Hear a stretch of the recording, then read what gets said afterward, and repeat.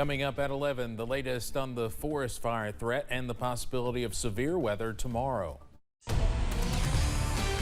Dedicated to eastern and southern Kentucky, this is WYMT Mountain News at 11.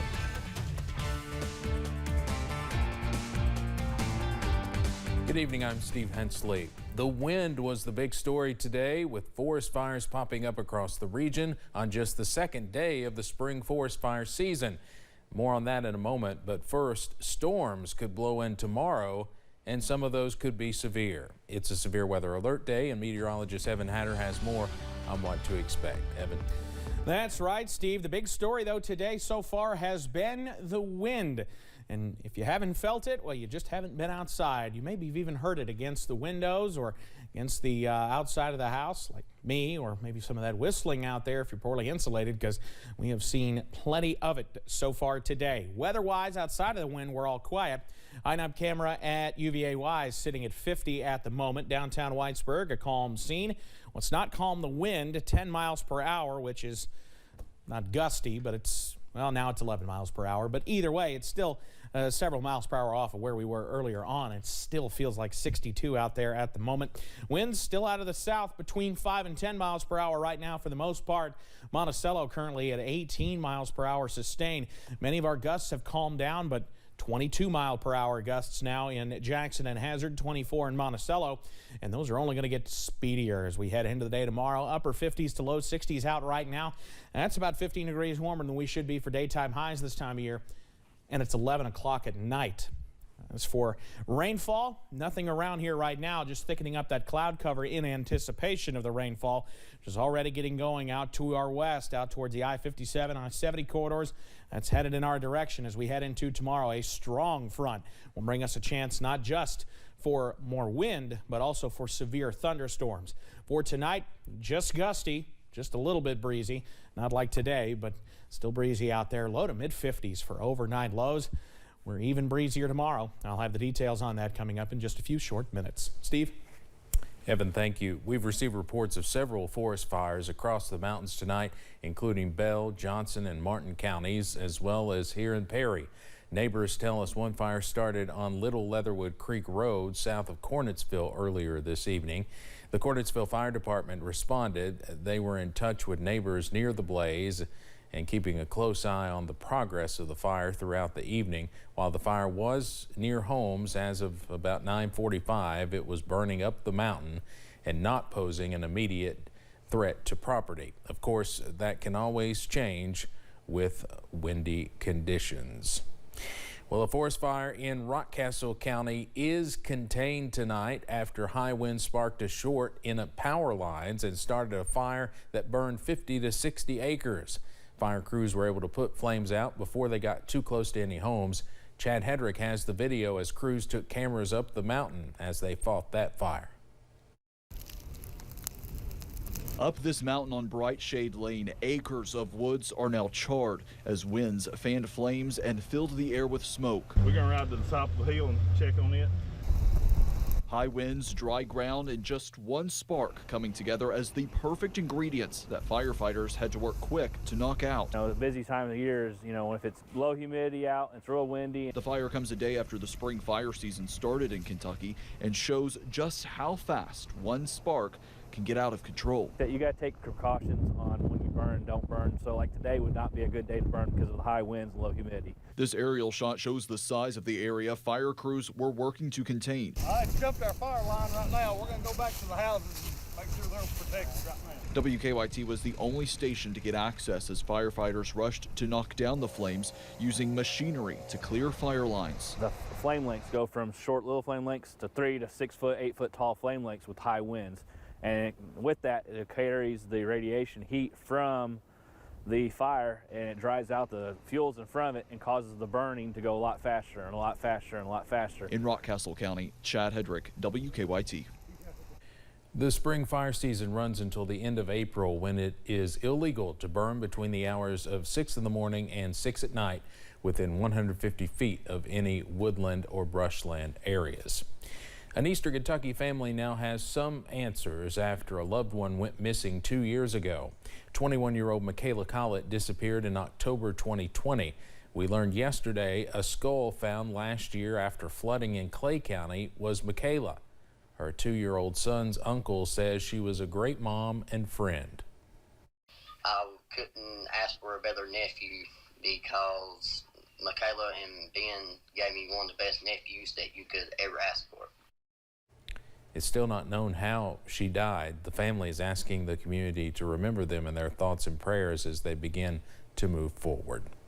5 drug-related arrests were made in the span of 2 weeks in Pikeville. Officers with the Pikeville Police Department say after 3 traffic stops and 3 subsequent residential search warrants, 5 people were arrested and charged with drug trafficking. Officers say thousands of dollars worth of drugs and other paraphernalia were recovered and taken off the streets. Approximately 10 grams of fentanyl, approximately 60 grams of meth, 3 grams of heroin, numerous pills that were prepackaged for sale, and sets of working scales, marijuana, baggies, things like that, the paraphernalia, of course, pipes, needles, all this was taken off the streets. Officer Khan said the department and its officers came together as a team to execute these warrants safely. A death investigation is underway following a crash in Boyd County. The accident happened Monday afternoon on State Route 168 just outside the city limits of Catlettsburg. As Marley Pinchuk explains, neighbors say drivers speed and try to pass one another on this road all the time, and they say this deadly accident is a reminder to slow down and pay attention. The chirps of birds, overpowered by the revs of engines along State Route 168 just outside the city limits of Catlettsburg. We get a lot of people wrecking here. Like during the summertime, we had a girl went off in the creek here. They go too fast around this turn and it lose control. Car accidents and close calls, Brian Gornis says, happen way too close to home. It's scary. Especially after finding out a crash took the lives of 2 people here Tuesday afternoon. According to the Boyd County Coroner's Office, a death investigation is underway. I called the coroner's office to find out why an investigation is taking place. The office manager says any type of death the coroner's office reports to outside of hospice or a hospital is considered an investigation. The Boyd County Coroner's Office says it appears one car, which was traveling towards Ashland, crossed the center line, hitting another vehicle heading in the opposite direction head on. I heard the bang, the 2 bangs, and that's why I was like, what in the world was that? The coroner's office says the driver of the car traveling towards Ashland was taken to the hospital for injuries. Meanwhile, the driver of the other car was flown to Cabell Huntington Hospital, where they later died. And the passenger of that same vehicle was pronounced dead on scene. I just wish that people would just slow down, take their time on this road.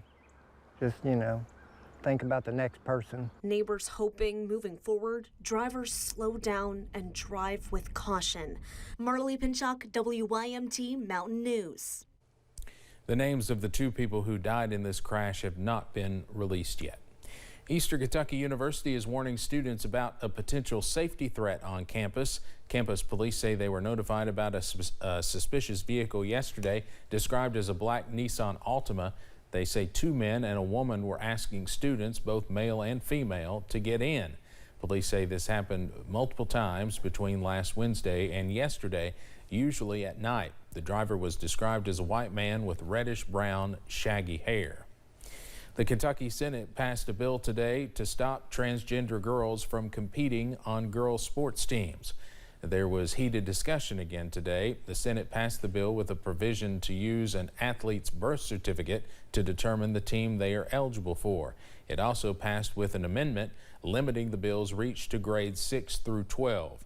The bill was passed shortly after parents, students, and Governor Andy Beshear spoke at a fairness rally, where many in attendance spoke out against Senate Bill 28. The House has its own version of the bill, which is still being considered by a committee before a full House vote.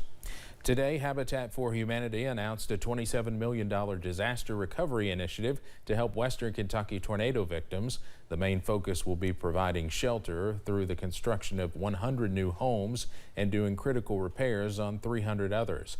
The entire effort is expected to take 36 months, but organizers say the availability of materials and labor could shift that timeline.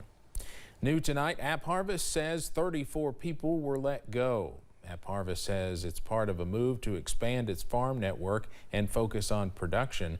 The company is expected to open more farms this year and add about 550 jobs. Last month, the ag tech company projected net sales from last year in the $9 million range. Williamsburg City and County officials have been working toward the expansion of Firestone Industrial Products. After several years, the expansion is underway. Whitley County Judge Executive Pat White says he's excited to add 250 jobs in the area. I think it's ASAP from what I can tell, but they're taking the dirt from behind us and taking it to the other side of the building for a building pad that's already underway for a new around 70,000 square foot addition to the building.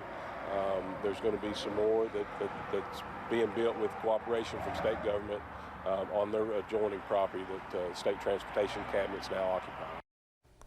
Judge White says they do not know exactly when the expansion will be complete, but they are excited it's finally underway.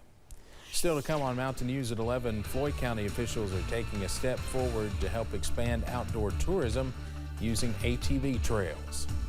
And heading into tomorrow, a strong front is heading our way, and it could bring strong storms to the mountains. I'll have the very latest on the way next.